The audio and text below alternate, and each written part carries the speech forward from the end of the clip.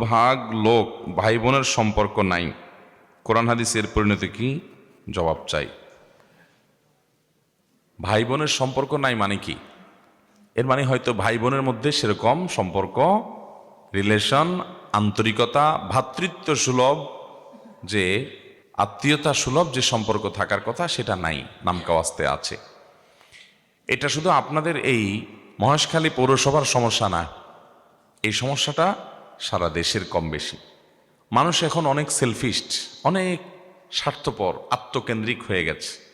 অথচ আল্লাহ তাআলা ইমানদারদের জন্য আত্মীয়তার বন্ধনগুলোকে রক্ষা করা ফরজ করেছেন। কি করেছেন? ফরজ করেছেন। আত্মীয়তার বন্ধনগুলো রক্ষা করা কি নফল কাজ না ফরজ কাজ? ফরজ কাজ। আত্মীয়তার বন্ধন যদি কেউ ছিন্ন করে, নবী করিম সাল্লাল্লাহু আলাইহি সাল্লাম বলেছেন আল্লাহ তাআলা তাকে ছিন্ন করে দিবেন। যে ব্যক্তি আত্মীয়তার বন্ধনকে জোড়া লাগাবে আল্লাহর ভয়ে, আল্লাহর নির্দেশের কারণে, আত্মীয়ের সাথে আগ বেড়ে মিশতে যাবে, তার সাথে সুসম্পর্ক রাখবে, তার উপকার করবে, তার সাথে কানেক্টেড থাকবে, যোগাযোগ রাখবে, ওই ব্যক্তি আল্লাহ রাব্বুল আলামিন তাকে সংযুক্ত করবেন, তার সাথে আল্লাহ রাব্বুল আলামিন সংযুক্ত হবেন, সংযুক্ত রাখবেন তাকে।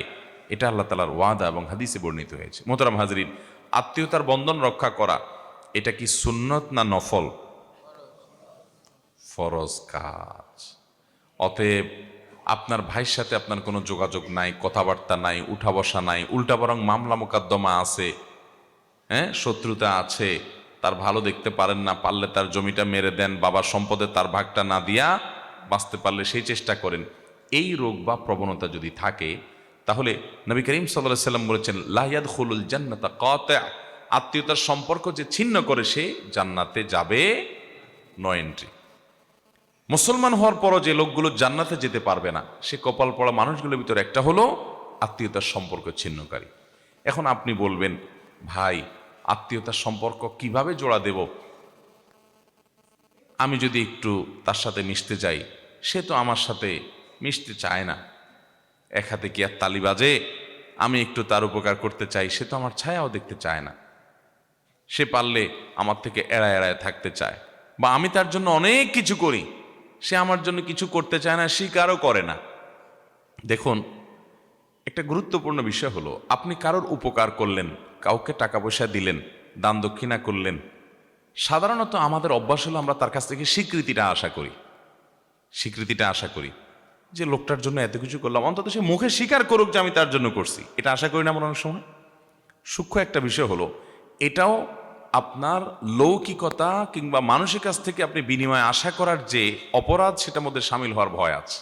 আপনি তার কাছ থেকে কোনো ফিডব্যাক আশা করবেন না। দেখুন, অনেক সূক্ষ্ম একটা ব্যাপার, কিন্তু আল্লাহ তাআলা কোরআনে বলেছেন ওয়ায়ুতঈমুনা আত-তাআমা আলা হুব্বিহি মিসকিনাও ওয়া ইয়াতীমাও ওয়া আসীরা ইন্নামা নুতঈমুকুম লিওয়াজহিল্লাহ লা নুরিদু মিনকুম জাযাআও ওয়ালা শুকুরা। আল্লাহ তাআলা নেককার এবং জান্নাতি লোকগুলোর বৈশিষ্ট্য সূরা দাহারে উল্লেখ করতে গিয়ে বলেছেন, তারা মানুষকে খাদ্য দান করে, মানুষকে দান দক্ষিণা করে, এবং এগুলা করার পর বলে ইন্নামা নুতঈমুকুম লিওয়াজহিল্লাহ, ও ভাই তোমাকে আমি এটা খাওয়াইলাম, দান করলাম আল্লাহকে খুশি করবার জন্য। লা নুরিদু মিনকুম জাযাআ, তুমি এটার বিনিময়ে আমাকে আবার কিছু দিবা, আমি দিলাম তুমিও আমাকে দিবা, এই আশা তো নাই। এমনকি ওয়ালা শুকুরা, তোমার থেকে থ্যাঙ্কসও আমি আশা করি না। তোমার থ্যাঙ্কসও আমার দরকার নাই। আমি থ্যাঙ্কস কার কাছে চাই? আল্লাহর কাছে চাই।